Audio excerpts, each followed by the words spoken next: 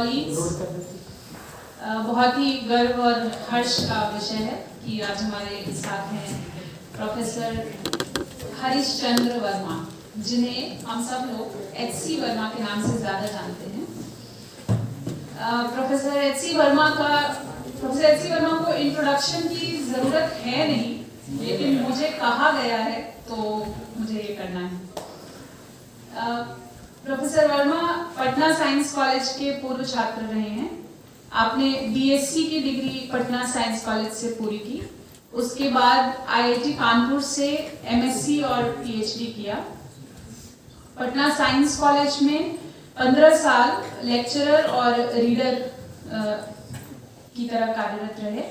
तत्पश्चात 1994 से 2017 तक आईआईटी कानपुर में प्रोफेसर रहे।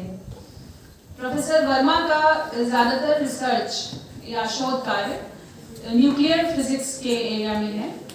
उन्होंने 100 से अधिक शोध पत्र या रिसर्च पेपर्स लिखे हैं, जो कि न्यूक्लियर फिजिक्स और उससे संबंधित अत्यधिक प्रतिष्ठित जर्नल्स में प्रकाशित हुए, और उनके रिजल्ट्स का प्रयोग देश विदेश के वैज्ञानिक अपने शोध कार्यों में करते हैं। देश में एक शिक्षक के रूप में आपका योगदान अतुलनीय रहा है। आपने 600 से ज़्यादा लो कॉस्ट फिजिक्स के प्रयोगों को विकसित किया, जिन्हें क्लासरूम में विद्यार्थियों के सामने ही किया जा सकता है। 2011 में आपने national Anveshika network of India का निष्पादन किया, जिसके अंतर्गत 22 अन्वेषिका अपने देश में इस समय एक्टिव हैं। एक ऑथर या लेखक के रूप में आपका परिचय तो सभी जानते ही हैं। Concepts of physics part 1 and part 2 हम सबके जीवन का अभिन्न अंग है। इसके सिवा भी graduate and post graduate level पर फिजिक्स की कई किताबें आपने लिखी हैं। आपके बहुमूल्य योगदान के लिए 2017 में आपको मौलाना अबुल कलाम आज़ाद शिक्षा पुरस्कार से सम्मानित किया गया। 2021 में भारत सरकार ने शिक्षा और शोध के आपके समर्पण के लिए आपको पद्मश्री से सम्मानित किया। आईआईटी कानपुर कैंपस के आसपास रहने वाले आर्थिक रूप से कमजोर विद्यार्थियों के लिए आपने शिक्षा सोपान नामक ऑर्गेनाइजेशन की स्थापना की। फिजिक्स को देश में शिक्षकों और विद्यार्थियों के बीच ज़्यादा से ज़्यादा लोकप्रिय बनाने के लिए आपका योगदान अमूल्य है, और हम सब इसके लिए आपके ऋणी हैं। इसी संक्षिप्त परिचय के साथ मैं professor Nutan Tomar ji, head department of mathematics को आमंत्रित करूंगी कि वे मंच पर आकर प्रोफेसर वर्मा का सम्मान करें।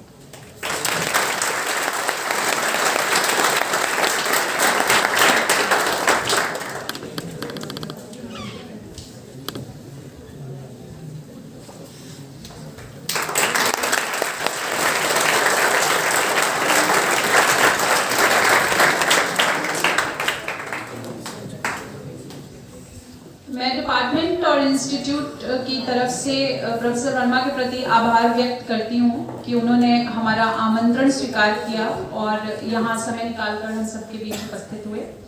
अब मैं प्रोफेसर वर्मा से निवेदन करती हूँ कि वे विद्यार्थियों की प्रतीक्षा को समाप्त करें। Thank you.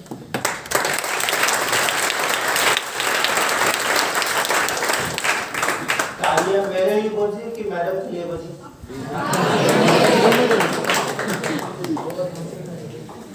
बहुत बहुत धन्यवाद मैडम, मेरे को इंट्रोड्यूस करने के लिए, और आईआईटी पटना का बहुत बहुत धन्यवाद कि उन्होंने मुझे क्या सुन करके बुला लिया। आपसे बच्चों का प्यार है कि सर आप आए, आपको ठीक लगा। तो आप पहले तो आप सब लोगों को बहुत बहुत बधाई कि आप अपने अपने क्षेत्र के अंदर में और बहुत अच्छा प्रदर्शन करके यहाँ तक चयनित होकर के आए हैं। और आईआईटीज़ या जितने भी देश के बड़े संस्थान हैं, उनके अंदर में वो आप ही के लिए हैं, तो अपने विद्यार्थियों के लिए हैं। तो आपका अधिकार बनता है कि आप यहाँ आए, यहाँ बैठे, यहाँ पर बातें करें, लोगों से मिले जुले, और लोगों को बहुत प्रसन्नता होती है। काम करते हैं, भैया आपको पीछे कर लो, आप मेरे को फॉलो नहीं कर पाओगे। तो जो लोग इस तरह के इंस्टीट्यूशंस के अंदर में फैकल्टी मेंबर्स होते हैं, प्रोफेसर्स होते हैं, उनको बहुत प्रसन्नता होती है जबकि बाहर के लोग, बच्चे, स्टूडेंट्स आते हैं और आकर के कुछ सीख करके यहाँ जाते हैं, तो बहुत ही उनको प्रसन्नता होती है। तो बाद में आप कभी उनको मेल लिखेंगे या उनको संपर्क करेंगे तो आप देखेंगे कि वो किस कदर उत्साह के साथ आपसे संपर्क बनाए रखने के लिए वो भी आतुर होते हैं। बहुत बहुत आप सभी लोगों को बधाइयाँ। और इतने दिनों में आपने, मुझे पता नहीं है कितना गणित सीख लिया होगा, और मैं गणित का व्यक्ति वैसे ऑफिशियली नहीं हूँ, क्योंकि ऑफिशियली में फिजिक्स का कॉन्सेप्ट ऑफ फिजिक्स लिखी है ना, मैंने कॉन्सेप्ट ऑफ मैथमेटिक्स तो लिखी नहीं है, तो ऑफिशियली तो मैं ऐसे वो पर ही लगाया मेरे ऊपर मैथमेटिक्स का। नहीं, फिर भी मैथमेटिक्स से मेरे को भी बहुत प्यार है, मैथमेटिक्स से मेरे को भी बहुत प्यार है। और अब वो कुछ ऑफिशियल क्षमता भी लग जाना चाहिए, क्योंकि तो अपने गणित की जो मेरी पहचान है हम उसको लेकर के आना चाहते हैं सामने सबके। तो इसलिए मैं किताब लिख रहा हूँ इस समय में, वो किताब लिख रहा हूँ कैलकुलस। कैलकुलस जो आपकी 11वीं 12वीं में आप कैलकुलस पढ़ते हैं, तो उससे वो किताब मेरी चल रही है, लिखी जा रही है, और वो जब प्रकाशित हो जाएगी तब मैं ऑफिशियली कहूँगा कि हाँ देखो मैं भी मैथमेटिक्स का ऑथर। सामान्यतः मुझे उम्मीद है कि 3-4 महीने के अंदर में उसको आ जाना चाहिए, लिखने का काम करीब करीब पूरा हो गया। तो गणित बहुत प्यारा विषय है, गणित बहुत प्यारे, सभी विषय बहुत प्यारे होते हैं, सभी विषय बहुत प्यारे होते हैं अगर उसकी जो खूबसूरती है वो हमें दिखाई पड़े, और खूबसूरती अगर हमें दिखाई नहीं पड़ती उसके ऊपर हम लोग एक पर्दा डाल देते हैं, एक घूंघट में उसको छुपा देते हैं, और फिर उसके बारे में कुछ बातें करते रहते हैं, तब फिर वैसी हालत में उसमें कुछ आनंद बचता नहीं है। तो गणित के साथ भी ऐसा ही है, फिजिक्स के साथ भी ऐसा ही है। और अक्सर हम लोगों को जो पढ़ाई स्कूलों में मिलती है, कॉलेजेस में मिलती है, उसमें वो हमेशा वो घूंघट प्रथा खत्म नहीं हुई है। वो घूंघट प्रथा जो है वो खत्म नहीं हुई है, अगर वो घूंघट डाल करके उसको सामने लाते हैं, बिना घूंघट के सामने लाते नहीं है, तो उसकी जो एक्चुअल ब्यूटी है, उस विषय की जो वास्तव में अंदर की जो खूबसूरती है, वो खूबसूरत चेहरा हमें देखने को मिलते नहीं है।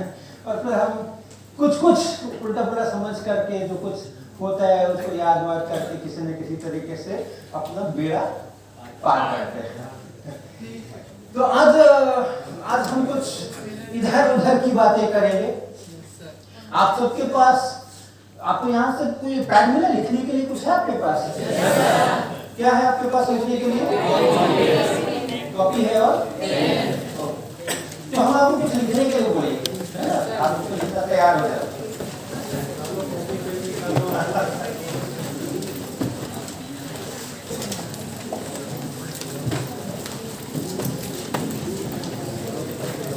आज का जो व्याख्यान है इसका टाइटल आप देख रहे हैं स्क्रीन पे, उसको फाड़ करके मुझे देना है आंसर। आप जो आंसर लिखेंगे ऐसे पन्ने पर लिखेगा जिसको आपको आप फाड़ सकते हैं, फाड़ करके मुझे दे सकते हैं।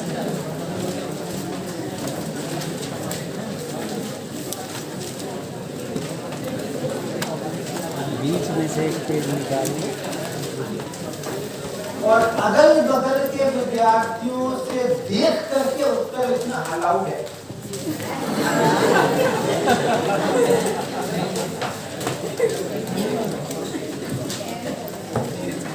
आपस में एक दूसरे से लिखने के पहले बात करना भी अलाउड है, लेकिन उत्तर के लिए आपको ज्यादा समय नहीं मिलेगा। छोटे प्रश्न होंगे, बहुत ही छोटे प्रश्न होंगे, तो इसलिए आप कुछ सेकंड में ही उत्तर कर लीजिएगा और फिर हम लोग वो अपनी कागज में वो कलेक्ट करेंगे। जो मैथ्स टिक बिट, हमने कल रात को ये इसका टाइटल सोचा, तो क्या करूँगा, मुझे तो पता नहीं हो रहा था कि क्या करूँगा, तो मैंने कुछ बिट कर देंगे। फिर मुझे लगा यही टाइटल होना चाहिए, मैथ्स टिक बिट। तो जब हमने विजय जी को बताया कि मेरे टॉक का टाइटल है मैथ्स टिपिट, तो उन्होंने पूछा टिपिट का मतलब क्या होता है? मतलब तो मुझे नहीं मालूम, लेकिन एक बार होमवर्क मिल गया कि कुछ इसका मतलब निकालना पड़ेगा, टिपिट का कुछ मतलब निकालना पड़ेगा। तो फिर मैं रात भर नींद में सपनों में सोचता रहता क्या निकालूं, और सुबह जब उठा तो अर्थ मेरे सामने था, तिरछे इनके तीर बाकी इनके तान। तो कुछ इस तरह की चीजें हम लोग करेंगे। तो आपका जो पहला प्रश्न है वो ये है, बिंदु किसे कहते हैं? उत्तर लिखिए, बिंदु किसे कहते हैं? कुछ वॉलंटियर्स कलेक्ट करने के लिए अपना सादा पेपर लिखिए। तुम्हें नहीं लिखना है, इन बच्चों को लिखना है, तुम कलेक्ट करो।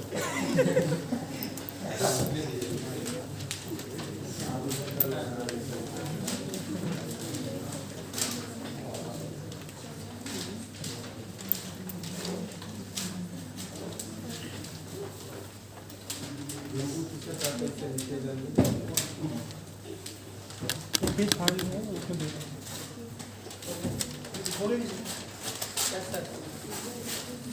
दो।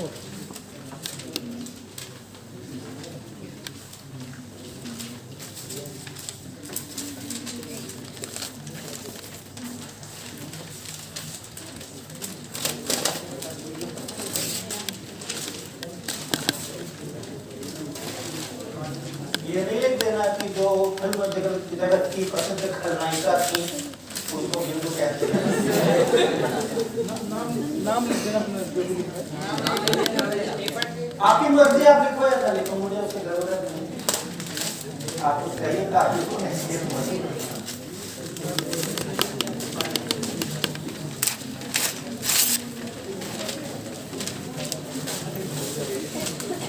चलो ठीक है, ये मुझे दे दो, जो करेक्ट कर दिया मुझे दे दो। अब और मत करेक्ट करो, आप अपने पास रखिए और ये आप जमा कर दीजिएगा।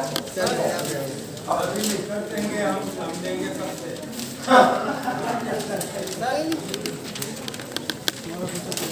अच्छा भाई, फिर देखो पढ़ जाओ बस। अच्छा ले लो।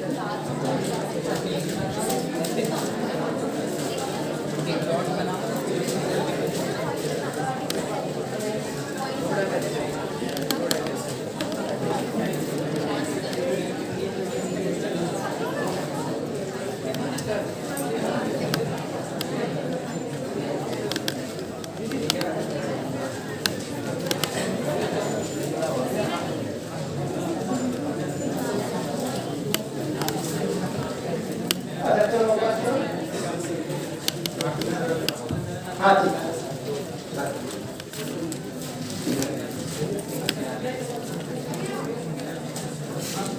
देखो कुछ उत्तर में पढ़ रहा हूं। छोटी से छोटी पॉइंट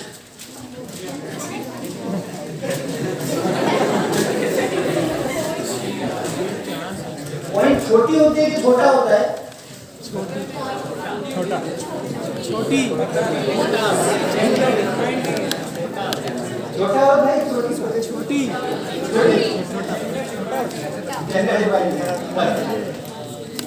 छोटी से छोटी पॉइंट जिसका लंबाई चौड़ाई नगण्य है, मतलब उसमें चौड़ाई जो है वो नहीं है।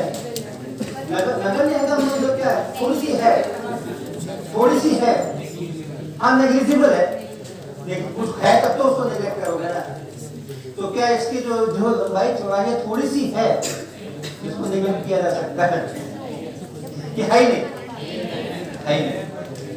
Point is a dimensionless quantity like a full stop.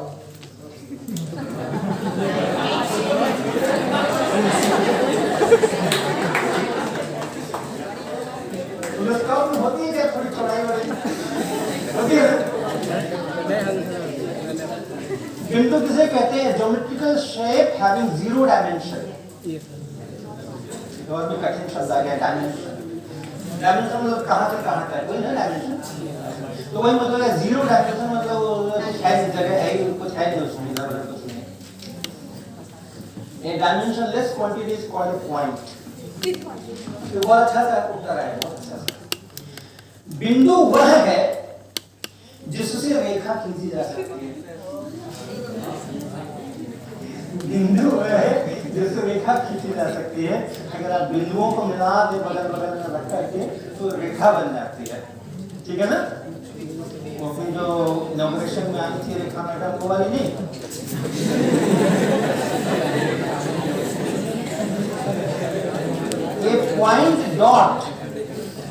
A point dot or a point which does not have any length and breadth and height, जिसमें लंबाई चौड़ाई और ऊंचाई नहीं होती है।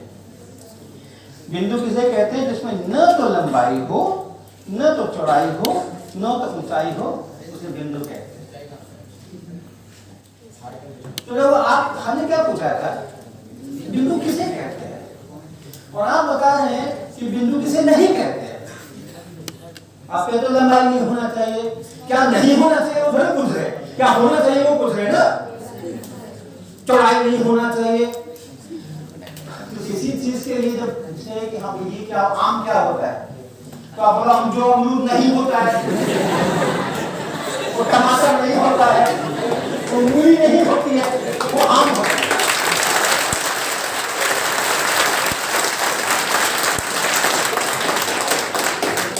तो हम बोले जिसमें लंबाई नहीं होती है, चौड़ाई नहीं होती है, मोटाई नहीं होती है, ये नहीं होता है, उसमें रंग नहीं होता है, किसी ने बोला नहीं।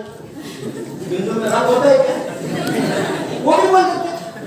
जैसे लंबाई नहीं होती है, आपने बोला कि लंबाई नहीं होती है, चौड़ाई नहीं होती है बिंदु में, आपने बोला कि चौड़ाई नहीं होती है, उसमें रंग नहीं होता, वो भी बोल देते कि रंग नहीं होता है उसके अंदर में, बहुत सारी चीजें नहीं, स्वाद नहीं होता है उसमें, स्वाद नहीं होता है, वो भी कहते थे ये नहीं होता है, वो नहीं होता है, वो नहीं होता है। मैंने वेद वगैरह पढ़े नहीं है, धर्म ग्रंथ पढ़े नहीं है, लेकिन मैंने सुना है कि वेदों वगैरह में जब भगवान की और का वर्णन किया जाता है तो उनके श्लोकों में कुछ कुछ बता करके बोला जाता है नेति नेति, ये नहीं है, ये नहीं है, फिर कुछ बताते हैं ये नहीं है, ये नहीं है, नेति नेति, फिर कुछ बताते हैं नेति नेति, ये भी नहीं है, ये भी नहीं है। तो हमारी परिभाषा ऐसी नहीं चाहिए ना कि क्या नहीं है, क्या है, क्या है बिंदु में। जो नहीं है तो आपने बता दिया लंबाई नहीं है, चौड़ाई नहीं है, ऊंचाई नहीं है, क्या है, क्या बिंदु कहे किसकी ओर है, उसको कुछ है ही नहीं तो फिर कहने की क्या जरूरत है कि ये बिंदु है, क्या है।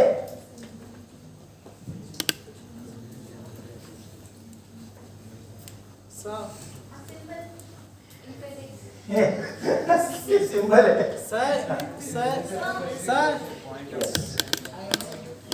हाँ बोलो। सर यूक्लिड जी के अनुसार सर बिंदु सा परिभाषित है अकॉर्डिंग टू यूक्लिड साहब, लेकिन सर हम कह सकते हैं कि जिसके पास स्थान हो और सर डायमेंशन सर नहीं उसे हम सर बिंदु कह सकते हैं। हाँ बोलो। Point is a notion that used to denote dimensionless quantity, यानी कि बिंदु एक चिन्ह है जिसका हम उपयोग करते हैं एक यूनिट को ज्योमेट्री में एक यूनिट को डिफाइन करने के लिए, जिससे हम कुछ अगला चीज हम प्राप्त कर सके। जैसे अगर हम बिंदु देते हैं तो उससे हम रेखा प्राप्त कर सकते हैं। ठीक, अगर हम एक आपको स्क्वायर प्लेट देते, आप स्क्वायर प्लेट देते उसको ऐसे उठा देंगे तो क्यूब बन जाएगा। तो स्क्वायर प्लेट से वो प्राप्त कर सकते हैं। तो बिंदु अगर वो चीज है जिससे हम कुछ और प्राप्त कर सकते हैं, तो मेरा स्क्वायर प्लेट भी बिंदु हो जाना चाहिए था, क्योंकि उससे हम कुछ और प्राप्त कर सकते हैं। नहीं, अच्छा दो बिंदु है ना, तो दो बिंदुओं को हम कहते हैं ये अलग अलग, ये बिंदु ए है और ये बिंदु बी है। क्या अलग है उनमें? पोजीशन अलग है। तो कुछ है, कभी तो हम बोलेंगे ना कि ये इसका अलग है, इसका अलग है। तो क्या है पता चल रहा है, बोला वो किसी ने ना कि लोकेशन। हाँ जी, it is locus of a coordinate. अगर लोकस तो हमेशा लंबा चौड़ा होता है, क्यों सर? हाँ, लोकस तो साधारणतः कोई एक कंडीशन होता है, उसको हाँ कोऑर्डिनेट्स को डिपेंड करता है। कोऑर्डिनेट्स का लोकेशन होता है। अच्छा ओके, कोऑर्डिनेट्स का लोकेशन होता है कि लोकेशन का कोऑर्डिनेट होता है? लोकेशन को बताने के लिए कोऑर्डिनेट की सहायता की जाती है। अगर कोऑर्डिनेट एक्सिस नहीं भी बनाओगे, एक्स वाई जेड एक्सिस नहीं भी बनाओगे, तो वो पॉइंट जहां है वो पॉइंट वहां रहेगा। और आप अपने एक्स वाई एक्सिस बदल लो, कोऑर्डिनेट्स तो बदल जाते हैं, लेकिन वो बिंदु का स्थान जो है वो तो वही रहता है। ए बिंदु यहाँ है तो ए बिंदु यहाँ है। The coordinates are used to specify the location कि यहाँ पर है स्थान, वो यहाँ पर है, ये महत्वपूर्ण है। अगर एक बिंदु यहाँ पर है और दूसरा यहाँ पर है तो हम कहते हैं वो अलग अलग बिंदु है, राइट? तो क्या क्या नहीं है वो बताने के बजाय क्या क्या है वो बताना अपने को चाहिए। चलो अगले प्रश्न के लिए तैयार हो जाओ। हाँ, जीरो त्रिज्या वाले वृत्त को हम बिंदु कहते हैं। हाँ, जीरो त्रिज्या वाले वृत्त को बिंदु कहते हैं। बहुत बढ़िया। सर ऐसा नहीं हो सकता आप जीरो त्रिज्या वाला वृत्त कैसे बनेगा भाई? जीरो त्रिज्या वाला वृत्त है कि नहीं है हमें क्या पता? आप केवल मेरे ये देखो, ये रहा, वो एक चित्रकार है, उसके बारे में कहते थे कि उसने चित्र बनाया और चित्र बना करके वो अपनी पेंटिंग जो है वो किसी को प्रेजेंट की। तो उसने खोल के देखा, बोला ये क्या है, ये क्या बना के दिया है मुझे? उसका देखा नहीं, वो बकरी घास खा रही है। तो वो बोला कि अरे बकरी कहाँ है इसमें? ना बकरी तो दिख ही नहीं रही है। तो वो घास खा के चली गई। तो घास कहाँ है? तो बकरी खा गई। तो पेंटिंग सादा कागज है, यहाँ बकरी है और घास खा रही है, उसकी पेंटिंग है। तो जीरो रेडियस का सर्कल है और वहां कुछ नहीं है, क्या फर्क पड़ा हुआ है? हमें तो ऐसा दिख रहा है वो प्लेन पेपर दिख रहा है, तो बकरी दिख रही है, घास दिख रही है। आप पॉइंट स्पेस के अंदर में एक पोजीशन, एक खास पोजीशन, अगल बगल वाला बिल्कुल नहीं, एक खास पोजीशन। वो जो पोजीशन है ना, वो पोजीशन है बिंदु, जिसको उन्होंने बोला लोकेशन। एक स्पेस में एक खास लोकेशन है। लोकेशन का मतलब लंबा चौड़ा लोकेशन नहीं। गूगल मैप में जब लोकेशन देखते हैं, एक बड़ी सी बिल्डिंग का छोटा सा लोकेशन दिखता है, वो वाला नहीं। अब आता है कि हाँ वो अगल बगल वाले कोई नहीं, केवल एक सिंगल पोजीशन। तब आएगा भैया लंबाई चौड़ाई वो सब नहीं करना, नहीं तो बगल वाले भी घुस जाएंगे उसके अंदर। तो जो पोजीशन है वो आपका पॉइंट। अगला प्रश्न देखना, दो लाइनें दिखाई गई हैं ए और बी और पूछ रहे हैं इसमें किसमें ज्यादा बिंदु है। लिखो लिख के जमा करो, लिखो नहीं पता तो लिखो कि नहीं पता।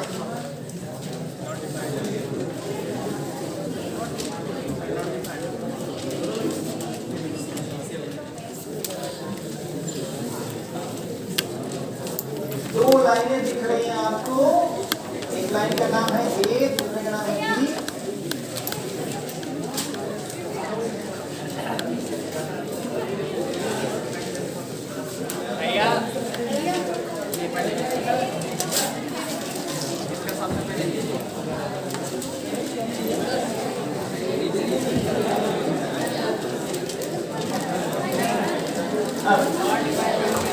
साइड वाला को पकड़ा दो, अपने साइड वाला को पकड़ा दो, अपने साइड वाला को।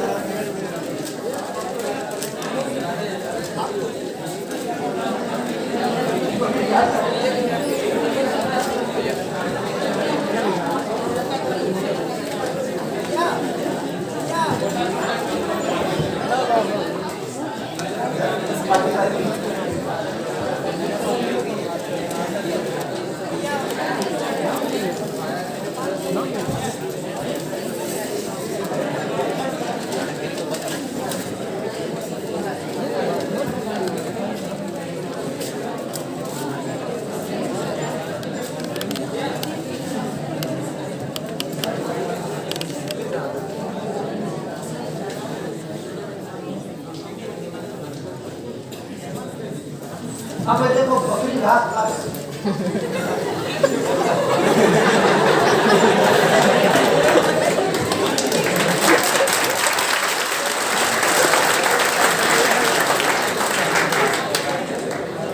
बराबर बिंदु है, नहीं बता सकते।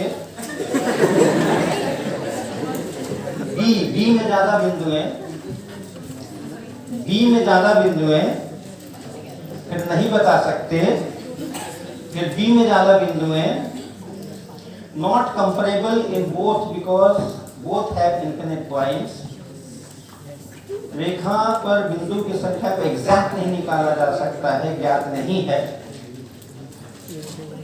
ए और बी दोनों में, आगे कुछ लिखा नहीं, दोनों में आगे कुछ लिखा है, कौन छोटा है कौन बड़ा है, किसमें ज्यादा है।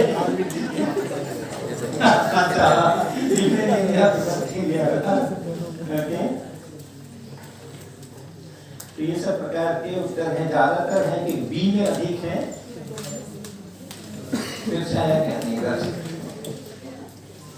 नहीं, ये भी वही है, ये भी बहुत खाली है दोनों से। काम के डिटरमाइन दोनों में समान भी हो सकते हैं या किसी एक में ज्यादा भी हो सकते हैं।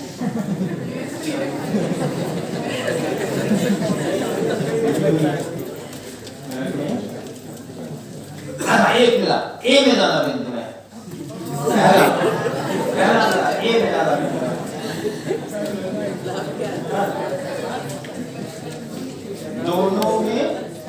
दोनों में अनगिनत है, बहुत अच्छा, दोनों में अनगिनत है, और अनगिनतों में छोटा बड़ा नहीं होता है क्या? They are not comparable, infinite points, same है, बी में ज्यादा है, बी में ज्यादा है, बी में ज्यादा है, इसमें भी बी में ज्यादा है।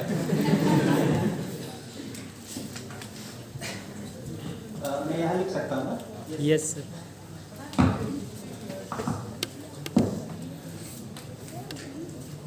आप ये देखो, एकदम सिंपल सा लॉजिक में करता हूँ। ये दिखता है क्या? या ये दिख रहा है? ये दिख रहा है? दिख रहा है? थोड़ा सा आगे ये बीच में ठहरा है। अच्छा ठीक है, वो तो आवाज़ अच्छे से नहीं जा रही है सर, आवाज़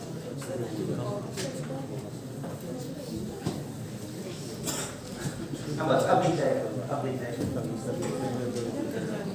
अब देखो हमने यहाँ ये जो पॉइंट है इस ए में, ये पॉइंट कोई भी पॉइंट है, उस पॉइंट से हम ऐसा एक परपेंडिकुलर डाल रहे हैं, दोनों समानांतर रेखाएं हैं, और हम कह रहे हैं कि इस पॉइंट के संगत ये पॉइंट है, ठीक है? हमने एक परपेंडिकुलर डाल दिया, और उस परपेंडिकुलर डालने से जहां पे वो परपेंडिकुलर पड़ा, तो हम ऊपर वाले पॉइंट के संगत के नीचे वाले वन टू वन कॉरेस्पॉन्डेंस बना रहे हैं। तो इतनी दूर के अंदर में, इसके हर पॉइंट के लिए, अब आपको नहीं दिख रहा है, इसके हर पॉइंट के लिए हमारे पास यहाँ एक पॉइंट है, इसके हर पॉइंट के लिए यहाँ एक पॉइंट है, इसके हर पॉइंट के लिए यहाँ एक पॉइंट है, इसके हर पॉइंट के लिए यहाँ एक पॉइंट है। ओके, एक पन्ना भी दे दो सर। बकरी जिसमें घास खा गई थी।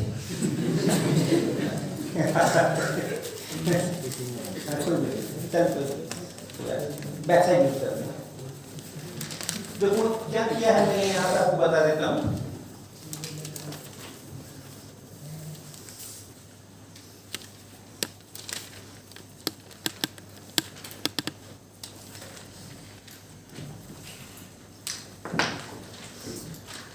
ये काम किया बोर्ड पे मैंने। जो ऊपर वाली लाइन है छोटी ए लाइन, उसमें पॉइंट लिया है, उस पॉइंट से और कॉमन परपेंडिकुलर डाला है, और जहां पे वो कट गया है उसको मैंने बोला इसके करस्पॉन्डिंग ये पॉइंट है। तो ऊपर वाली लाइन के हर पॉइंट के लिए नीचे वाली लाइन पे एक पॉइंट है कि नहीं? और नीचे वाली लाइन के हर पॉइंट के लिए ऊपर वाले में एक पॉइंट है कि नहीं? कौन सा है बताओ, कौन सा पॉइंट है जिसके लिए ऊपर में पॉइंट नहीं है? नहीं इतने की बात, हाँ कितने की बात कर रहा हूँ अभी? हाँ ठीक है, पूरे की बात करो, ठीक है पूरे की बात करो ए और बी। तो ए के हर पॉइंट के लिए, ए के हर पॉइंट के लिए बी में एक पॉइंट है, और बी के हर पॉइंट के लिए ए में पॉइंट नहीं है ना? हर पॉइंट के लिए नहीं है, बीच के वालों के लिए है, किनारे वालों के लिए नहीं है। तो किसमें ज्यादा है? बी में। ना बी में ज्यादा पॉइंट है, क्योंकि इतनी जो हमने जितना वो आयत बना दिया है उतनी दूर में तो हम देख ही रहे हर पॉइंट के लिए यहाँ, इसके लिए यहाँ है, इसके लिए यहाँ, इसके लिए यहाँ है, और इधर भी देखते हैं तो इसके लिए यहाँ है, इसके लिए यहाँ है, लेकिन ऐसे बच गए बहुत सारे पॉइंट बी में जिनके लिए ऊपर पॉइंट नहीं है। तो जितने आम थे अगर बच्चों में बांटे, हर एक आम के लिए एक बच्चा मिल गया, हर आम को एक बच्चा मिल गया, लेकिन हर बच्चे को काम नहीं मिला, तो आम ज्यादा थे बच्चे ज्यादा थे? ठीक है, वैसी ही परिस्थिति बन रही है। लेकिन आप ये भी देखो, एक हम दूसरा काम करते हैं, हम एक दूसरा काम करते हैं, इन लाइनों को हम मिटाते हैं, इन लाइनों को हम मिटाते हैं, और ये किनारा जो है उसको हम मिलाते हुए ऐसे लाइन खींचते हैं सीधी, और इधर वाले को मिलाते हुए ऐसे लाइन खींचते हैं सीधी, और ये यहाँ पे दोनों आपस में इंटरसेक्ट करती हैं। ऐसे ड्राइंग कर सकते हैं ना? कर सकते हैं ऐसे ड्राइंग। हमने क्या करा है? हमने ये करा है, हमने ये करा है,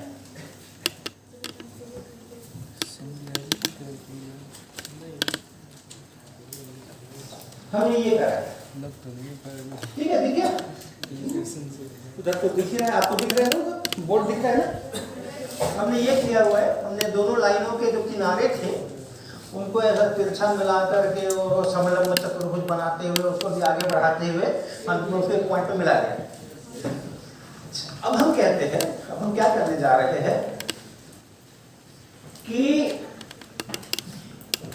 यहां से ऊपर वाले पॉइंट से शुरू करके सीधी लाइन खींचते हैं, और हम कहते हैं इसके करस्पॉन्डिंग ये पॉइंट है, इस आम के लिए ये बच्चा है, ठीक है? अच्छा ये तो पहले ही देते हैं। तो इस तरह से हम हर आम के लिए कौन सा बच्चा है उसको आइडेंटिफाई कर रहे हैं। देखिए मैं क्या कर रहा हूं, आपको दिखा दूं।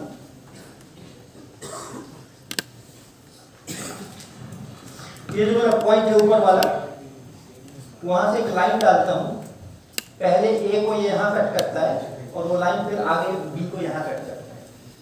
तो हम कह रहे हैं इस वाले आम के लिए ये वाला बच्चा है, ठीक है? तो अब बताओ, अगर हमारा कोई भी इसमें हम पॉइंट ले लेंगे, कोई भी कहीं ए में यहां से यहां तक कोई भी पॉइंट ले लेंगे और इस रूल से हम करेंगे, तो मेरे को बी में एक पॉइंट मिलेगा कि नहीं मिलेगा? तो ए के हर पॉइंट के लिए बी में एक पॉइंट है कि नहीं? और बी के हर पॉइंट के लिए ए में एक पॉइंट है कि नहीं? कोई छूटा तो नहीं? किसी बच्चे को आम नहीं मिला, ऐसा हुआ क्या? आम बच गए क्या? आम भी नहीं बचे, बच्चों को भी पूरा पूरा मिल गया। तो जितने बच्चे उतने आम, तो जितने पॉइंट ए में उतने पॉइंट बी में।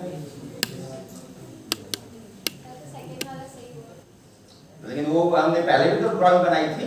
जब वही बात हुई किसी सवाल में थेव्स थ्योरम लगाना और हम पाइथागोरस लगा रहे हैं। अच्छा वही क्या सर आपने? वही क्या हमने? हाँ।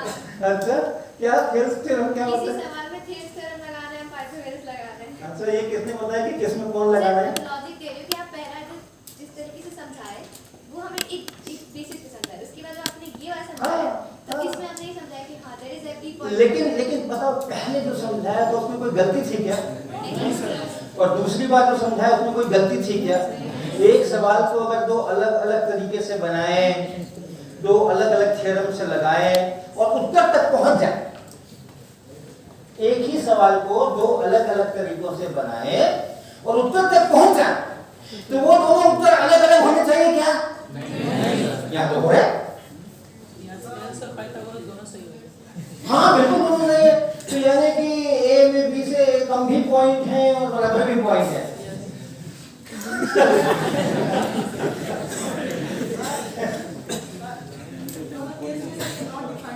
लेकिन सर अगर यदि हम किसी दो बिंदु के बीच का डिस्टेंस हम फिक्स कर दें तो उस स्थिति में सर बी में से ज्यादा पॉइंट होंगे ए के मुकाबले।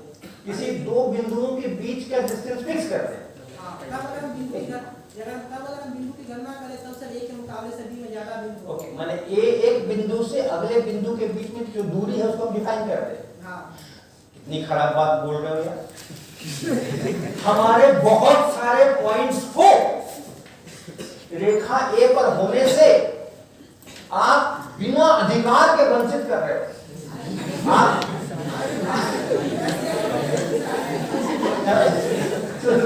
एक बिंदु यहाँ है और अगले बिंदु से और इस बिंदु के बीच में आपने एक लेंथ डिफाइन कर दी, तो इस बिंदु और उस बिंदु के बीच में एक लेंथ आ गई, चाहे वो कितनी भी है, 1 मिलीमीटर की है, आधे मिलीमीटर की है, 1 माइक्रोमीटर की है, 1 मिलीमीटर की है।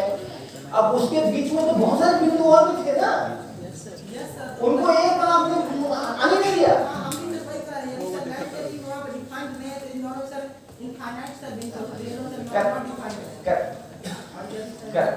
इसलिए अनंत के साथ आप वो ऑपरेशंस, अरिथमेटिक ऑपरेशंस या अलजेब्राइक ऑपरेशंस नहीं कर सकते जो फाइनाइट नंबर्स के साथ कर सकते हैं। इसमें जो नंबर ऑफ पॉइंट्स हैं ए में और बी में, दोनों इन्फिनिट है, और उसमें कौन वाला इन्फिनिटी छोटा है और कौन वाला इन्फिनिटी बड़ा है, हम ये सवाल उठा रहे हैं।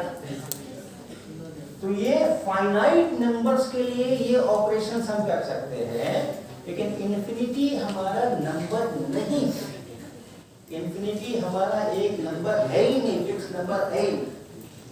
क्योंकि अगर फिक्स नंबर होता तो उसमें एक और जोड़ देते, तो एक उससे भी बड़ा हो जाता।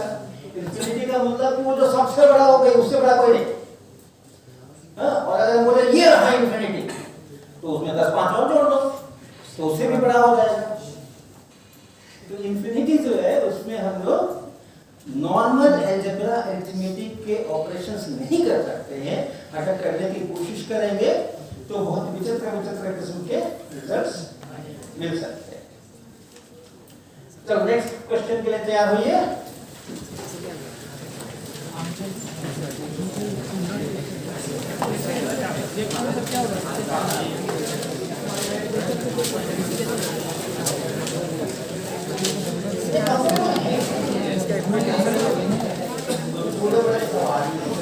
छोटे बड़े का सवाल इसमें कुछ जोड़ने से वो यूनिक है,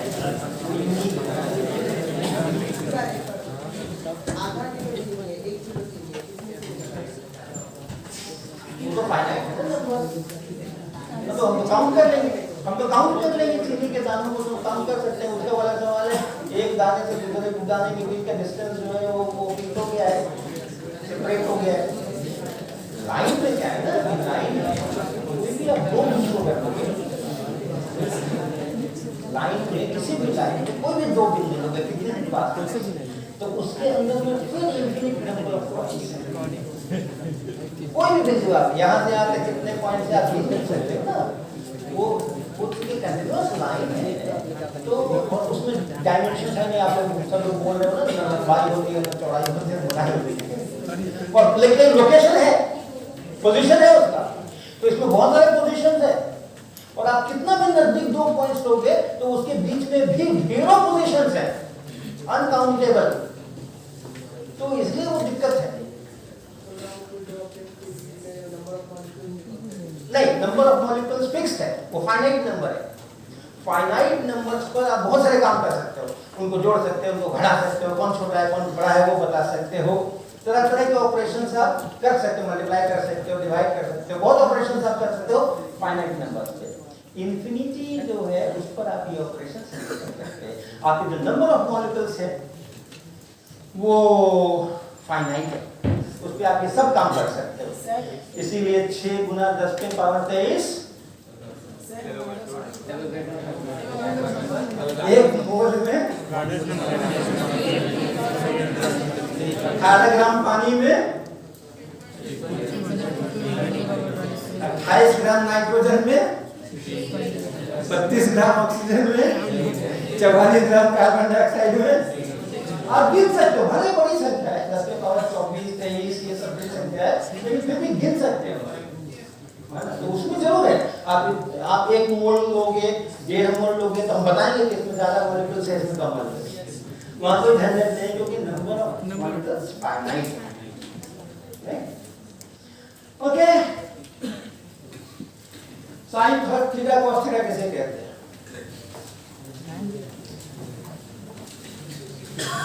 कितबिट है भैया, कितबिट है।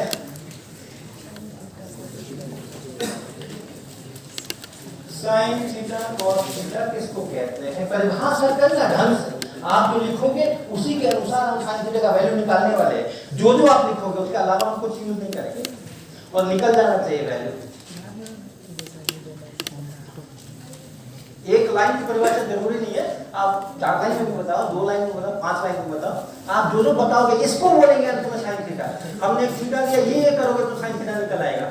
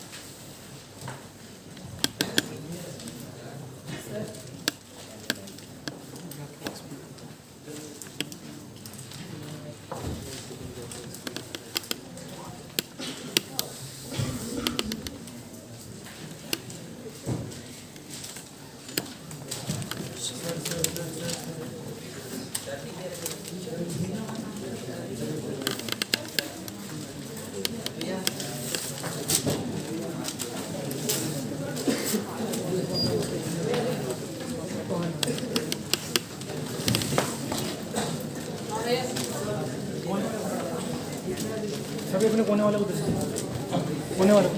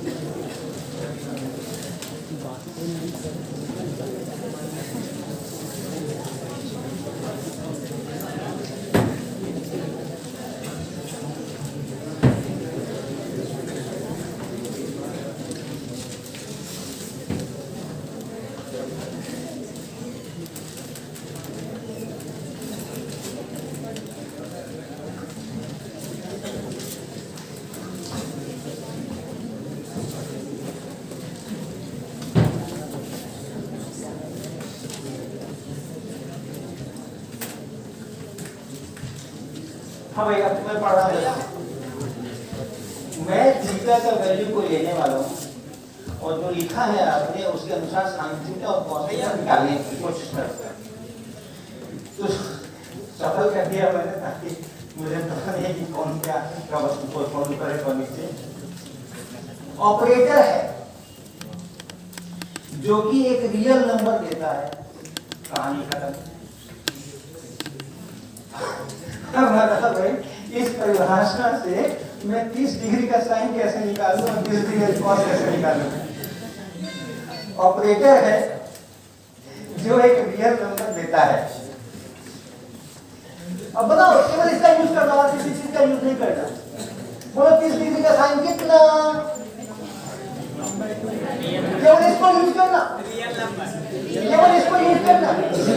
ये परिभाषा है, ये परिभाषा भैया, मैंने परिभाषा पूछा है ना, आपने पूछा ना हमने पर किसको कहते हैं, क्या परिभाषा है, कैसे प्राप्त करेंगे। मैं थीटा दूंगा, आप लिख के दोगे कि ऐसा ऐसा करो, साइन थीटा मिलेगा, कॉस थीटा मिलेगा।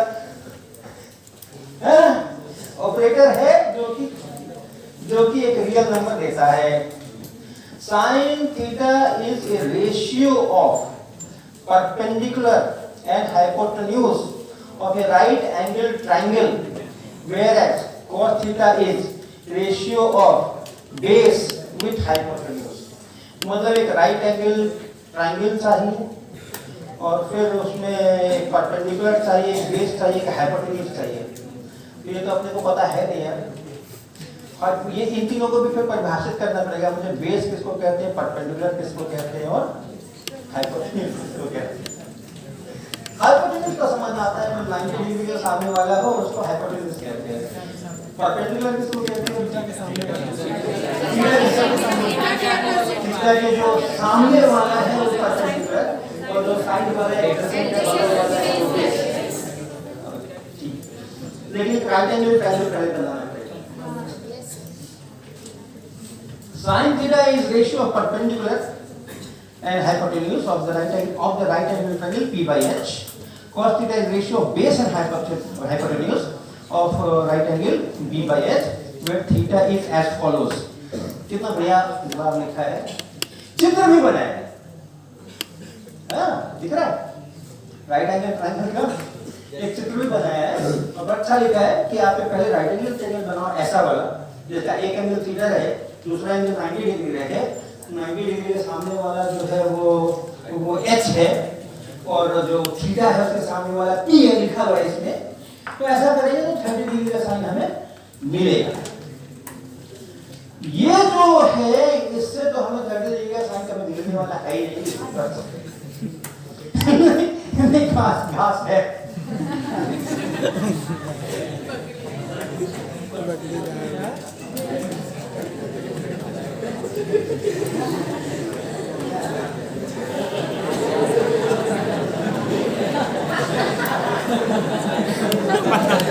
और कैसे निकाले भैया साइन थीटा कॉस थीटा, पता नहीं।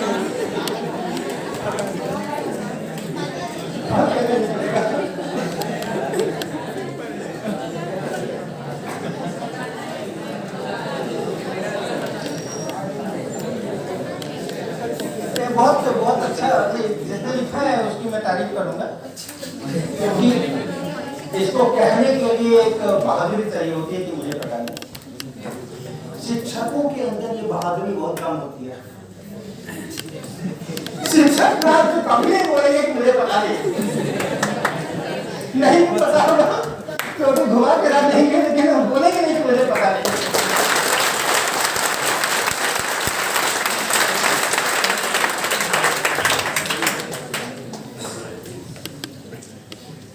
ये मैं बाद में करूंगा। ये वाला pythagoras प्रमेय से sin थीटा बराबर लंब बटा कर्ण कहा जाता है, cos थीटा आधार बटा कर्ण कहा जाता है। अच्छा,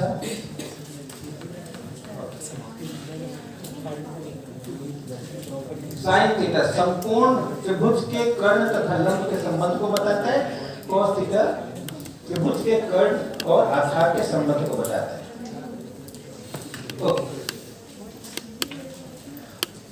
तो जो उत्तर आए हैं सामान्यतः उसमें ये आया है, कुछ दो उत्तर मैंने बता दिए हैं, मैं कहूंगा अभी कि भाई एक राइट एंगल ट्रायंगल एक संपूर्ण त्रिभुज बनाना है जिसका एक एंगल तो 90 डिग्री हो गया तभी वो संपूर्ण त्रिभुज कहलाएगा, और दूसरा वाला थीटा चाहिए। तो थीटा के सामने वाली जो लाइन आए उसको परपेंडिकुलर बोलो, और अपने पास क्या हाइपोटेन्यूज परपेंडिकुलर के बाद वो बेस बोलो, परपेंडिकुलर बाय हाइपोटेन्यूज करोगे तो साइन थीटा मिलेगा, बेस बाई हाइपोटेन्यूज करोगे तो कॉस थीटा मिलेगा। अब इसी के ऊपर, इसी रेसिपी के ऊपर हमें साइन थीटा निकालना, मैं थीटा दे रहा हूं और थीटा बराबर है 120 डिग्री। साइन 120 डिग्री का मान चाहिए। अरे जो जो प्रोसीड्यूर आपने लिख के दिया है उसी प्रोसीड्यूर से निकालना है। आपने पहला स्टेप मेरे को बोला एक समकोण त्रिभुज बनाओ जिसका एक एंगल 90 डिग्री हो और दूसरा थीटा हो। मैंने आपको दिया है थीटा बराबर 120 डिग्री।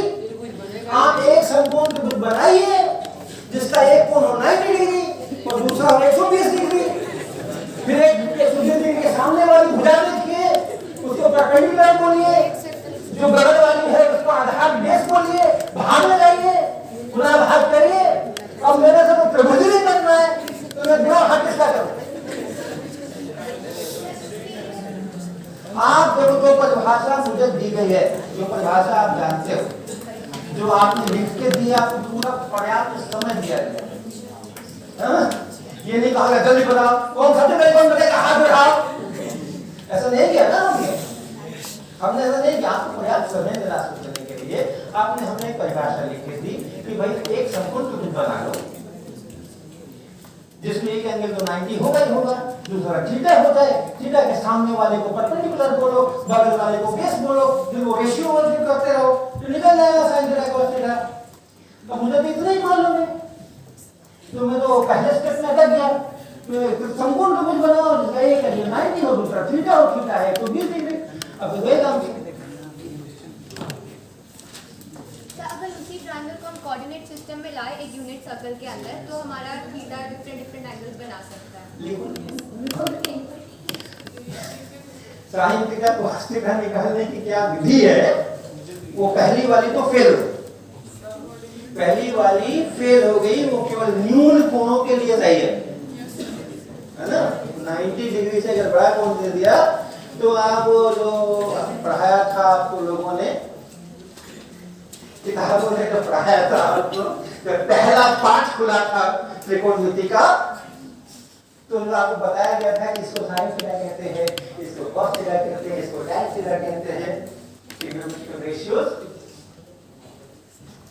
नमस्ते भाई।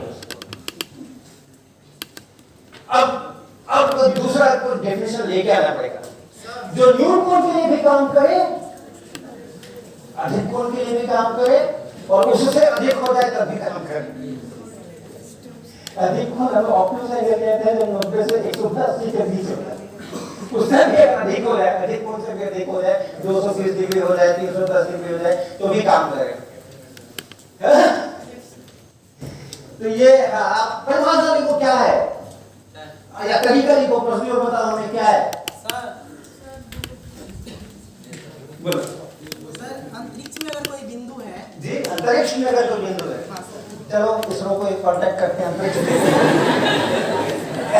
अंतरिक्ष में जाते हैं पहले। सर, अगर कोई फिक्स्ड बिंदु है और यदि हमारा आंख यदि धरती के समतल लेवल पे हो, क्या क्या हो धरती के लेवल पे, हमारी आंख की जो स्थिति हो सर, आंखें धरती के लेवल पर हो, हाँ, तो हमारे आंख के द्वारा उस जो बिंदु है उसकी दूरी और उसके उस बिंदु से पृथ्वी पर सीधा लंबवत दूरी, इस दोनों के अनुपात को हम सर साइन थीटा कहेंगे। अच्छा, और उस बिंदु से धरती की लंबवत दूरी का जो पृथ्वी पर बिंदु एस्ट्रोनॉमी करोगे तुम भैया।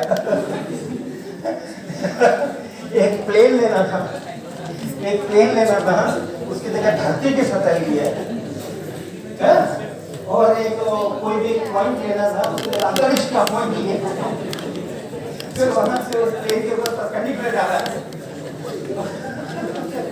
लेकिन वो एंगल तो बताया नहीं, थीटा क्या है सर। तो हमारे आंख जो बिंदु है, जो परपेंडिकुलर का जो पॉइंट है सर हमारे पृथ्वी पे, उससे सर हमारे आंख की जो सर लाइन जो वो जो ड्रॉ है डिस्प्लेसमेंट वाला सर सबसे शॉर्टेस्ट लाइन, और वो जो हमारे आंख से उस बिंदु की दूरी है, इस दोनों के बीच के सर जो एंगल उसे हम सर थीटा। एक मिनट देखिए क्या बोल रहे, बहुत अच्छी बातें बोल रहे हो। क्या करूं मैं, ये धरती की सतह है, मैं यहाँ पर मेरी आंख है, और पॉइंट मेरा यहाँ है। ओके, ये पॉइंट है। अब क्या करें? हमारे आंख से उस पॉइंट की सर शॉर्टेस्ट डिस्टेंस मिला दी भाई। अब क्या करें? और उस बिंदु के साथ पृथ्वी की लंबवत इतनी खराब लाइन डाली है, कुछ तो अच्छी बनाए।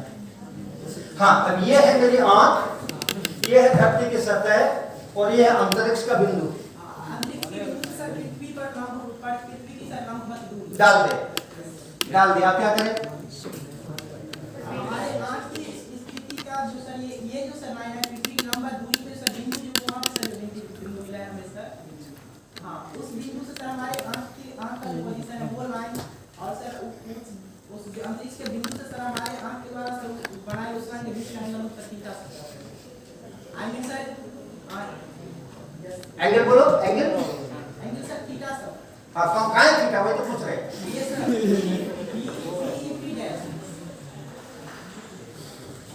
PEA ये है। ये तुमने तो 60 डिग्री का बता दिया, हमने तो 120 डिग्री मांगा था। 60 डिग्री का तो बहुत अच्छा है, वो तो जो समकोण त्रिभुज वाले लोग बताए थे उससे भी निकल ही गया था। लेकिन हम तो 120 डिग्री का मांग रहे थे ना।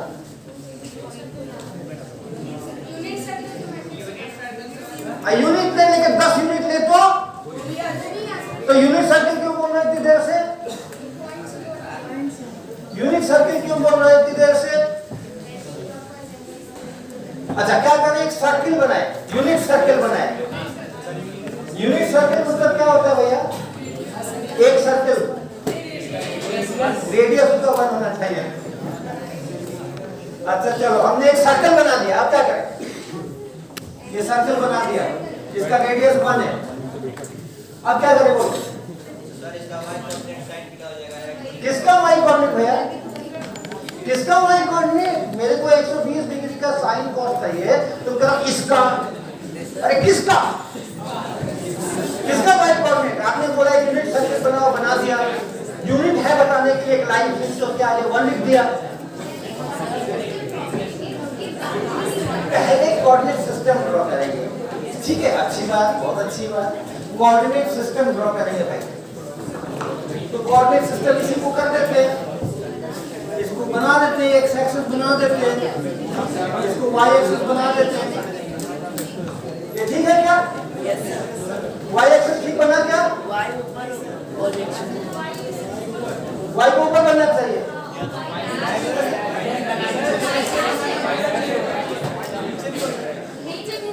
नीचे भी हो सकता है। अच्छा, ये ऊपर और नीचे इस ज्योमेट्री को पता है क्या? ऊपर कौन होता है, नीचे कौन होता है? ऊपर किसको कहते हैं, नीचे किसको कहते हैं? ऊपर किसको कहते हैं, नीचे किसको कहते हैं? बैठ कर जल्दी सेटल हो जाए। यहाँ तक आगे, यहाँ जाओ, यहाँ जाओ,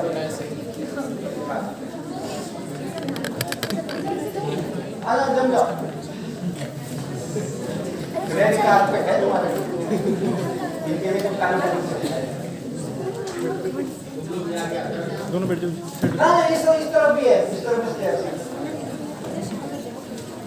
हाँ, ऊपर किसको कहते हैं, नीचे किसको कहते हैं? बोलो भाई, ऊपर किसको कहते हैं, नीचे किसको कहते हैं?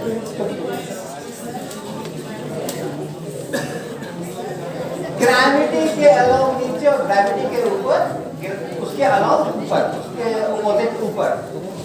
तो ये ऊपर और नीचे का जो धंधा है वो पृथ्वी के आकर्षण से संबंधित है। मेरे एक्स वाई जेड एक्सिस इस पे डिपेंड करते हैं क्या? धरती वाई एक्सिस को डिपेंड करती है क्या? ऊपर की तरफ जाओ, नीचे नहीं आना है। हाँ, अट्रैक्ट करे तो नीचे आएगा, रिपेयर करे तो ऊपर जाएगा। ओके? और बोर्ड नहीं हो करके आपकी नोटबुक होती तो कौन ऊपर और कौन नीचे? बोर्ड है तो लग रहा है कि हाँ ये ऊपर है, ये नीचे है। अगर आपकी नोटबुक पे आप काम कर रहे होते, अपने रजिस्टर पे काम कर रहे होते, तो कौन ऊपर था और कौन नीचे था? एक्स एक्सिस वाई एक्सिस बनाते हो ना। और अगर सादा पन्ना भी हो साथ में, रूलदार नहीं हो, कंपनी का नाम कोने में नहीं लिखा हुआ हो, तो पूरा पन्ना एक जैसा है, और हॉरिजॉन्टल है, ये पूरा पन्ना एक जैसा हॉरिजॉन्टल है, किसको ऊपर बोले किसको नीचे बोले। यहाँ कोई भी दो लाइन जो है उसको एक्स एक्सिस और वाई एक्सिस कह सकते हो, आपस में परपेंडिकुलर होना चाहिए। अब ये भी वाई एक्सिस गलत नहीं है, लेकिन ऊपर ही कर लेते हैं, आपको सुविधा रहेगी, आपको आदत है उसकी।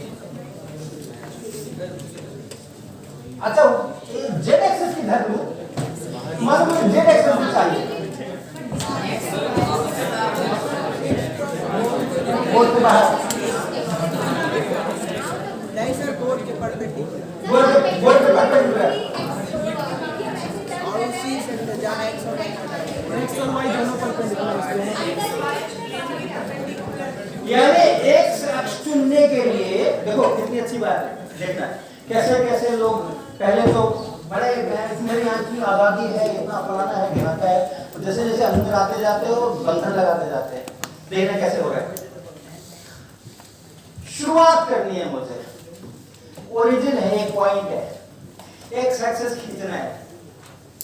अब लोग कहते हैं जिधर मर्जी हो उधर खींच लो, पूरी आजादी है। जिधर मर्जी हो, जिस लाइन को मर्जी हो उस लाइन को एक्सेस बोलो, पूरी आजादी है। ओरिजिन आपको दे दिया तो यहाँ से पास करा देना, रजिस्ट्रेशन हो गया आपका, या ओरिजिन से पास हो गया, रजिस्ट्रेशन हो गया। ऐसे लाइन खींच दो, ऐसे खींच दो, ऐसे खींच दो, वैसे खींच दो, जैसे मर्जी आए वैसे खींच दो, पूरी आजादी है। खींच दिया साहब हमने एक्स एक्सिस, अब हम वाई एक्सिस खींचने के लिए हमारी आजादी कम हो गई है।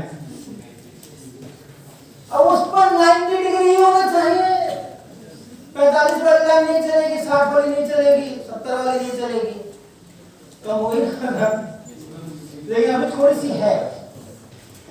है, क्योंकि जब एक अक्ष पर लंब खींचते हैं अभी भी मैं बहुत सारे लंब खींच सकता हूँ, बहुत सारे लंब खींच सकता हूँ। हाँ, बहुत सारे लंब खींच सकते क्या? आपको मैंने एक लाइन दे दी, ये देखो ये लाइन है, अब इसके ऊपर एक परपेंडिकुलर खींचना है। किधर खींचोगे परपेंडिकुलर? ऐसे खींचोगे और नीचे खींचोगे और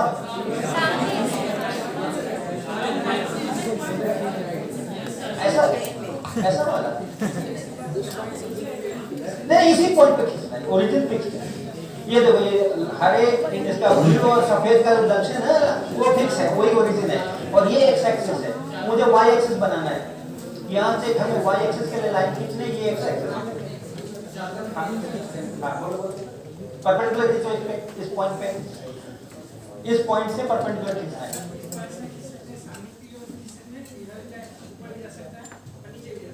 चार परपेंडिकुलर खींच सकते हैं ना?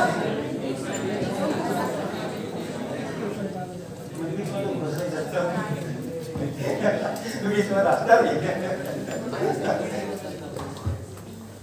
इस लाइन के ऊपर इस पॉइंट से परपेंडिकुलर खींचना है। दो और भी दो तीसरा, चौथा, 4 हो गए।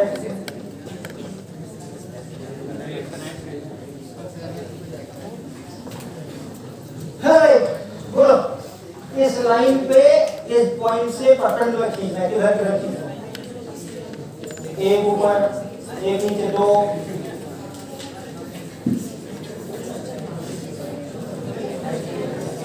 लोगों के कहने को मतलब लोगों का काम है कहना।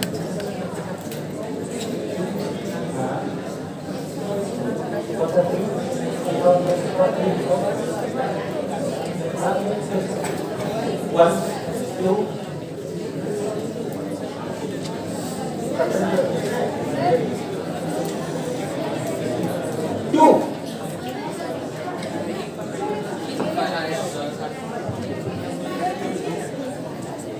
ओके, हाँ, कैसे? तो अगर एक लाइन दी हुई है उसको परपेंडिकुलर खींचना है, तो बहुत सारे लोग बोलने के लिए बेताब हैं कि क्योंकि ये भी परपेंडिकुलर है और ये भी परपेंडिकुलर है कि नहीं? 90 डिग्री है कि नहीं? ये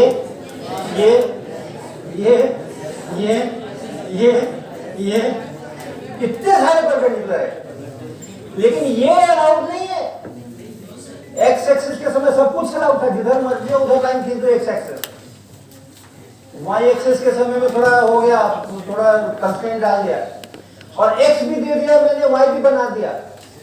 जेड कोई आजादी नहीं है,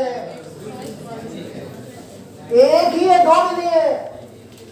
एक इधर हो सकता था परपेंडिकुलर, एक इधर हो सकता था परपेंडिकुलर, एक इधर हो सकता था, लेकिन इसमें वो भी अलाउड नहीं है। या तो इधर ही वाला लेना है, कानून बना हुआ है, या उधर ही वाला लेना है, कानून बना हुआ है। ये अगर एक्स एक्सिस ये वाला है और वाई एक्सिस ये वाला है, तो जेड एक्सिस यही वाला लेना है, वो वाला लेना ही नहीं है। आई कैप सुना है आपने? आई के ऊपर क्या लगाते हैं? और जे कैप सुना है आपने? I cap cross J cap must be K cap. संविधान की धारा 302 मस्ट बी, कभी और हत्या हो जाएगी, हत्या का मतलब आ जाएगा। ओके, एक बार एक्स एक्सिस मिल गया तो वाई एक्सिस के लिए केवल इस प्लेन में आना है, प्लेन से बाहर नहीं जाना, नजर बंद करो, प्लेन में नजर बंद। और एक तो भाई दोनों जगह दे दिया, हिलने नहीं, बस जहां वो है यही है, इधर एक्स और कुछ है नहीं। ये अगर एक्स है, ये वाई है, तो एक्स से वाई की तरफ घूमो आप ऐसे, तो आप एंटी क्लॉकवाइज दिख रहा होगा आपको, तो फिर आपकी तरफ। और ये एक्स एक्सिस है और ये वाई एक्सिस है, और मैं यूं खड़ा हो गया हूं, ये एक्स एक्सिस है और ये वाई एक्सिस है, ठीक है? ये एक्स से वाई जाओ, क्लॉकवाइज दिख रहा है, क्लॉकवाइज दिख रहा है तो मुझसे दूर, और एंटी क्लॉकवाइज दिख रहा है तो मेरी तरफ। तो जेड एक्सिस प्रूव करने का रास्ता ही नहीं है अपने पास में, तो हम तो अभी वहीं अटके हुए, साइन थीटा कैसे निकालेंगे? एक सर्किल बनाने को बोला था, बना दिया। एक्स अक्ष ने वो कहा था, बना दिया। वाई एक्स कहा था, बना दिया। अब क्या करें? Take a point on the circle. अच्छा, एक्स एक्सिस से थीटा एंगल बनाते हुए एक मुझे लाइन को घुमा करके मिलाना है ना। Very good. ये यहाँ पे जो लाइन है, इस लाइन को ये जिसका थीटा निकालना हो, चाहे 90 का या 60 का या 120 का या 310 का, तो ये पोडियम भी बीच के अंदर में आ रहा है। तो उसको आप ऐसा घुमाइए, जितना थीटा कहा गया है उतना घुमाइए, है ना? घुमाइए। अगर 60 कहा गया तो यहाँ पहुंचिए, अगर 120 कहा गया तो यहाँ पहुंचिए। अब क्या करिए? जहाँ कट करेगा वहां से परपेंडिकुलर डालिए। अब क्या करें? हाँ, ये मैंने बना लिया। हमें 120 चाहिए था ना, हम 120 के पीछे कब से पड़े हुए हैं। 120 कैसे निकलेगा? हटता है क्या? अरे हाँ, ये तो बड़ा हल्का है, हटाओ। मैंने तो सोचा थोड़ा भारी भरकम होगा। पोडियम का सबसे बड़ा फायदा क्या होता है? जो लोग नर्वस होते हैं ना स्टेज पे आने में और बोलने में, तो जिस समय आते हैं उस समय उनके पैर कांपते हैं। पोडियम के पीछे रहने से उन लोगों को पता नहीं चलता।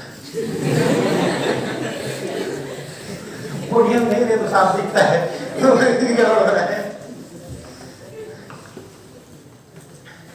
तो ये परपेंडिकुलर हमने डाल दिया भाई। अब क्या करें? क्यों भैया 120 लिखने में क्या खराबी थी? जो 90 + 30 लिखे, वैसे ही बनाया है, वैसे ही बनाया। 90 घुमाया था, 30 120 बना दिया। मैं साइन थीटा की डेफिनेशन ढूंढ रहा। आपकी डेफिनेशन चल रही है भाई। एक सर्कल लो, उसमें उसके सेंटर को ओरिजिन मान के एक एक्सेस बनाओ, उसी प्लेन में एक वाई एक्सेस बनाओ, फिर एक्स एक्सेस पर जो रेडियस है उसको घुमाओ। जितने एंगल का साइन कॉस टेन वगैरह चाहिए उतने एंगल घुमाओ और एक पॉइंट पी पे पहुंचो। इतना काम तो कर लिया। अब आगे बढ़ो। उस पॉइंट पी का पहले कोऑर्डिनेट देखेंगे। कोऑर्डिनेट देखेंगे। और जो एक सेकंड आर होगा वो हमारा क्या करो? साइन थीटा हमारा वाई y बटा रेडियस 1 रेडियस 1 है, हाँ और cos थीटा x बराबर राइट। ऐसा ही हमें जितने पेपर्स देखे उसमें से 2 में ऐसा ही लिखा मिला, sin थीटा बराबर y coordinate divided by r और cos थीटा बराबर x coordinate divided by r। Circle का चित्र बनाया हुआ है, दोनों में ये बात लिखी हुई। ओके, तो ये जो हम लोग क्लास 9 में शुरू होती है ट्रिग्नोमेट्री, कब से तो जो हम जब भी शुरू होती है उसका जो पहला पार्ट होता है कि संपूर्ण त्रिभुज बनाओ, मामला गड़बड़ है क्योंकि हम लोग 90 डिग्री से छोटे वालों तक कर देते हैं और उसके बाद फिर बहुत सारे फार्मूला बताना शुरू करते हैं। 90 + 30 होगा, 100 - 80 - थीटा होगा, तो फार्मूला बना करके बाकियों का हिसाब किताब इस तरह से कर डालते हैं। लेकिन जो मूल परिभाषा है उससे वो चीज नहीं निकलती है। ओके, हम कब तक जा सकते हैं? जब तक इच्छा जब है क्लास नहीं। अच्छा, आपको इसका कोऑर्डिनेट ज्योमेट्री में मालूम है क्या त्रिभुज के क्षेत्रफल का फार्मूला? नहीं तो हम बता सकते हैं आपको 1/2 square bracket x1 into y2 minus y3 निकालो, दोनों का निकालो। दो त्रिभुज तुम्हें बता रखे हैं ABC, उनका त्रिभुज का क्षेत्रफल निकालना है।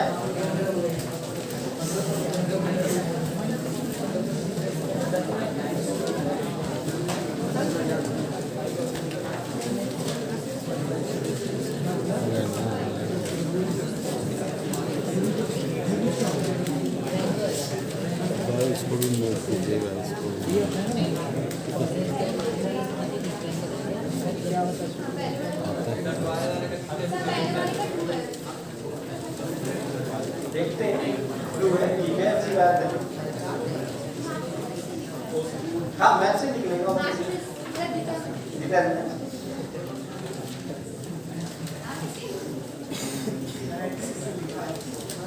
निकालो भाई, निकालो, कैलकुलेशन करो, आराम से करना, कोई जल्दी नहीं है।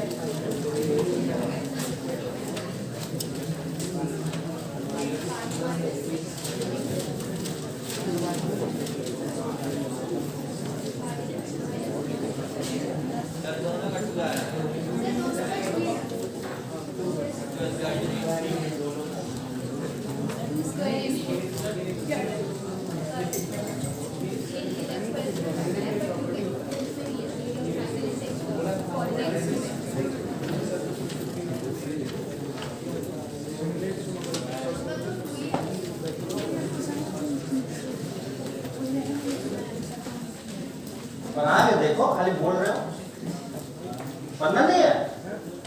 अरे क्लास करने आते हो, बिना कॉपी कलर लिए हुए।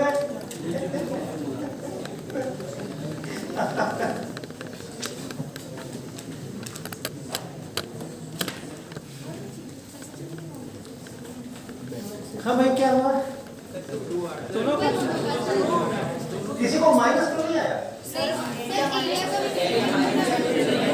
आया क्या, ये बताओ? आया था?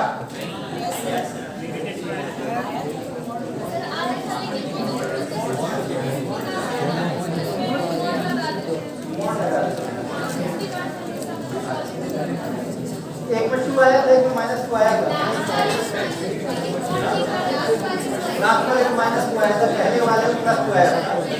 डिटरमिनेंट लेने से सेम नहीं आते हैं नंबर, डिटरमिनेंट नंबर से अपोजिट हो जाते हैं। इधर किसी का आया क्या कुछ? +2 देखना फिर से देखो, कुछ लोगों को -2 भी आया।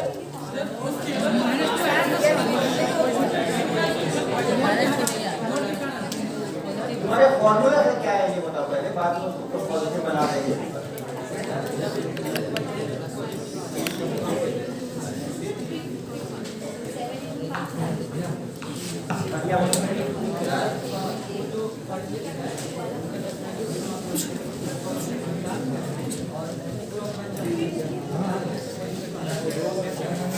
नेगेटिव आ रहा है। लगा दूंगा तो आएंगे क्लियर है? अच्छा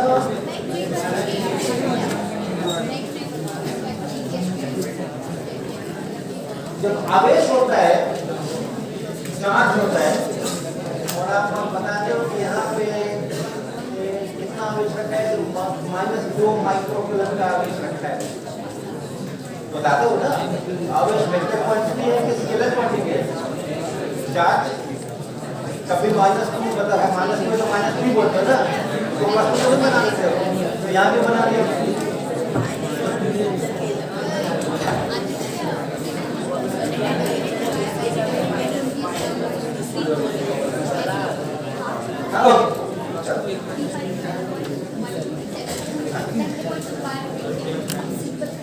देखो आपने बड़ा अच्छा देखा है लोगों ने, क्योंकि जो फॉर्मूला मैंने देखा नहीं था एक्चुअली पहले, जब हम खुद पढ़ा था तब और बीच में कभी जो फॉर्मूला है जो मैंने बोला था उसके आगे पीछे 2 ऊर्ध्वाधर रेखाएं खींच दी गई है, फॉर्मूला को मॉडिफाई कर दिया गया है। लेकिन आप अगर उसको ना करें तो यस -4 है, यहाँ पे जो मॉड लगा के उसको 4 किया गया है।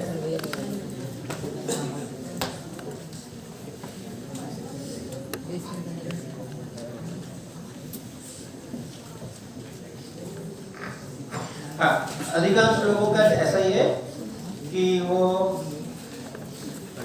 तो क्या है कि अभी मेरे को किसने बताया यहाँ पे ये जो इक्वेशन है, हाँ स्क्वायर ब्रैकेट में हम लिखते हैं y1 x2 - x3 + y2 वगैरह वगैरह, या x1 से शुरू करेंगे y2 - y3, वो कभी तो हमें पॉजिटिव आ जाता है और कभी हमें नेगेटिव आ जाता है। उसके बाद हम कहते हैं एरिया है, एरिया तो नेगेटिव होता नहीं है। मेरे पास कितनी जमीन है, 2 एकड़ जमीन है कि -2 एकड़ जमीन है, ऐसा थोड़ी होता है। तो इसलिए माइनस आ भी जाता है तो हमको प्लस बना देते हैं, मोड लगा देते हैं। तो एक्चुअली हम क्या कर रहे हैं, हमने पहले कहा कि हमारी जो ब्यूटी है मैथमेटिक्स की उसके आगे घूंघट लगा देते, तो छिपा देते। ये फॉर्मूला न केवल उसका क्षेत्रफल बताता है बल्कि ये भी बताता है कि आप एबीसी करोगे, ए से बी जाओगे, बी से सी जाओगे, सी से वापस ए आओगे, तो आप एंटी क्लॉकवाइज घूमोगे या क्लॉकवाइज घूमोगे।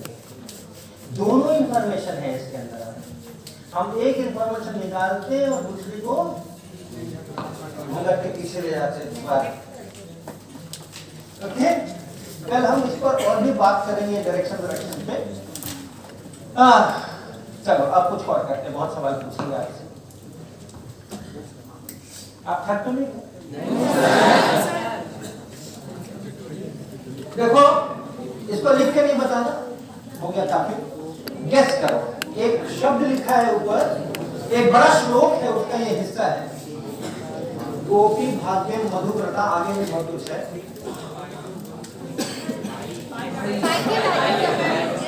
ये पाई का वैल्यू है, डेसिमल लगा दो 3 के बाद, ये पाई का वैल्यू है। मुझे इतना ही याद है, इसलिए इतना ही लिखा है मैंने। पूरा श्लोक अगर लिखेंगे तो नीचे भी वो नंबर खूब लंबा हो जाएगा। इन दोनों में क्या संबंध है, आप गेस कर सकते हो क्या? यस, गोपी भाग्यम मधुव्रता और 3 1 4 1 5 9 2 6, मैंने एक ही स्लाइड के ऊपर दोनों लिखे हुए हैं, तो दोनों में कोई रिश्ता आप खोज सकते हो।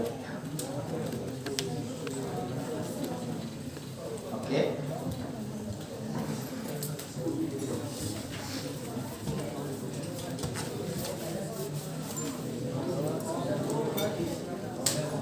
ओके, हाँ ठीक है, बढ़िया चल रहे हो। हाँ ठीक है, अपने करो।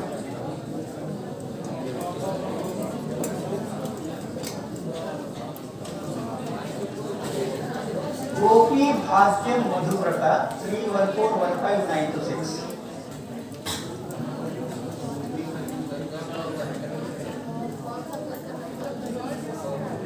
ग जहाँ पे आ रहा है,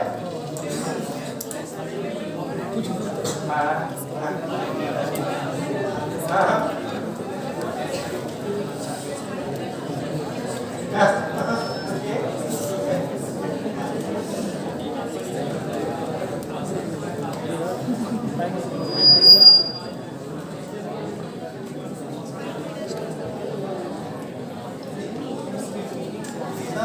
रिश्ता दिखाई पड़ा क्या?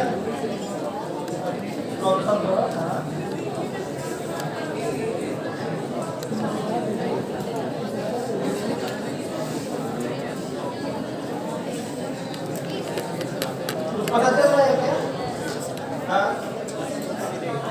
कब है इसलिए तीसरा है इसलिए। हाँ, ओके, और आगे बढ़ो। ओके, हाँ, आगे चलो।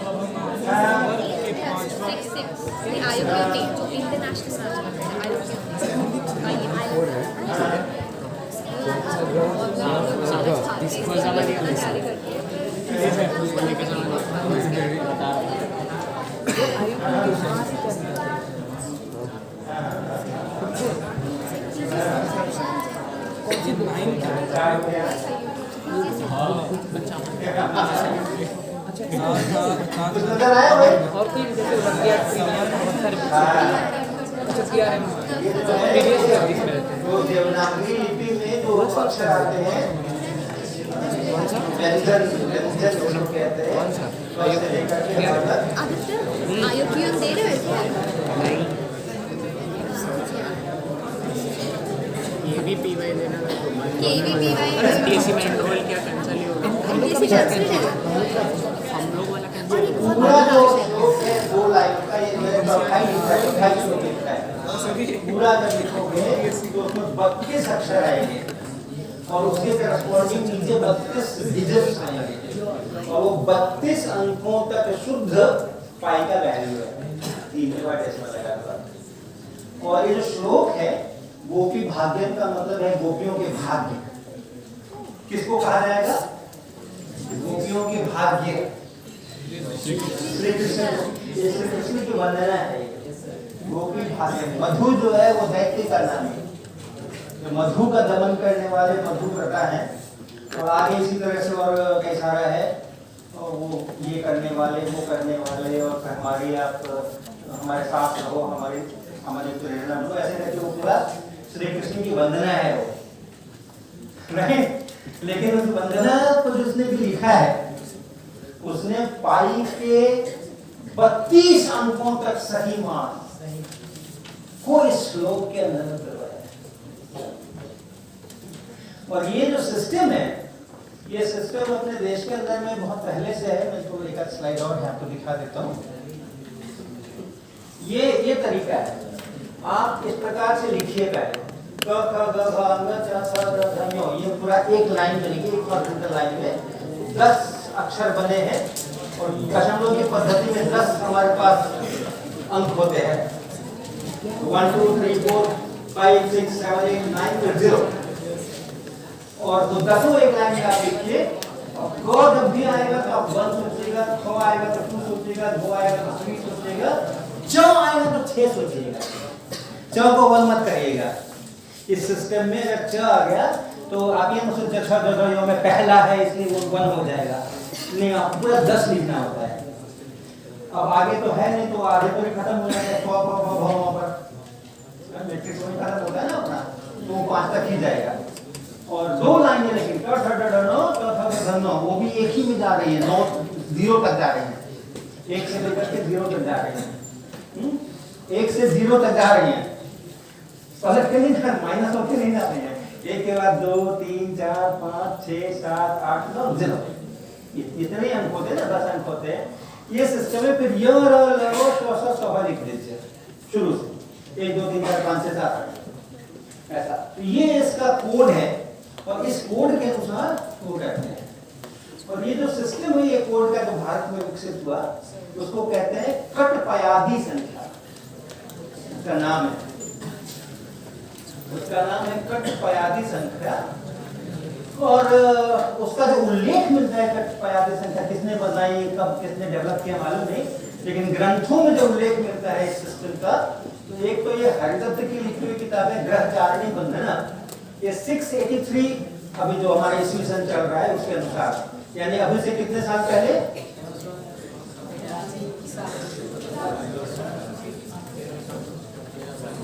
कितने साल पहले भाई,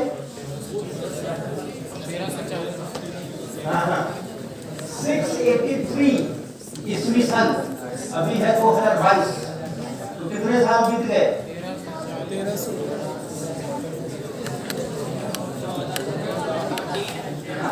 लगभग 1300 साल पहले का लिखा हुआ ग्रंथ है, उसमें ये उल्लेख है कटपयादी संख्या कैसे बनाई जाती है। इसी तरह से दूसरा उल्लेख फिर यहाँ मिलता है लघु भास्करीय विवरण में, शंकर नारायण की लिखी हुई 869 CE के अंदर में। और ये थोड़ा इस पे संदेह है, इसके कब का है, ये चंद्रवाक्य वर्ष उसी का लिखा हुआ है, और इतिहासकार इसको 4th सेंचुरी का किसी समय का मान के चल रहे हैं, 4th सेंचुरी का, ईस्वी सन 300 कुछ का मान के चल रहे हैं। लेकिन कई दूसरे विद्वान हैं जो उसको आगे का भी मान के चल रहे हैं, 8वीं शताब्दी का है कि 9वीं शताब्दी का है कि 3री शताब्दी का है कि तीसरी का तो नहीं कोई मान रहा है, 4th शताब्दी मिनिमम है, लेकिन आगे 7वीं 8वीं शताब्दी तक लोग तर्क दे रहे हैं। इसमें कटपयादी संख्या इस्तेमाल हुई है, इन ग्रंथों में कटपयादी संख्या इस्तेमाल हुई है। तो जो श्लोक मैंने लिखा है वो श्लोक इतना पुराना नहीं है, वो श्लोक हाल का है। हाल का मतलब कुछ 1000 ईस्वी के आसपास का उसको एस्टिमेट किया जा रहा है, 1100 ईस्वी के आसपास का उसको एस्टिमेट किया जा रहा है। तो एक वो भी, लेकिन तब भी वो 800-900 साल पुराना तो कम से कम है ही, है ना। तो इस प्रकार का अपना है। और चीजों को याद रखने के लिए, अब 32 अंक तक कैसे याद रहेगा पाई का नहीं, लेकिन श्लोक तो आराम से याद हो सकता है। अच्छा सा श्लोक है, मीनिंगफुल, श्री कृष्ण भगवान की आरती है, लोगों इतनी लंबी लंबी आती है, आप जय जय गीता हनुमान चालीसा तो पूरा याद रहता है लोगों को, भगवद गीता को पूरा रट जाते हैं 18 अध्याय। तो ये आसान इस प्रकार की चीजें, तो बड़ी संख्याओं को, खासकर एस्ट्रोनॉमी में, मैथमेटिक्स में जो संख्याएं इस्तेमाल होती है, उनको पूरे समाज के अंदर में सब लोगों को मालूम रहे, उसका लोग याद रखें उसको, इसलिए इस प्रकार का चीज करते हैं। इसका जो उपयोग देखने में आया है वो केरल में सबसे ज्यादा है। और केरल की भाषा क्या है, मलयालम।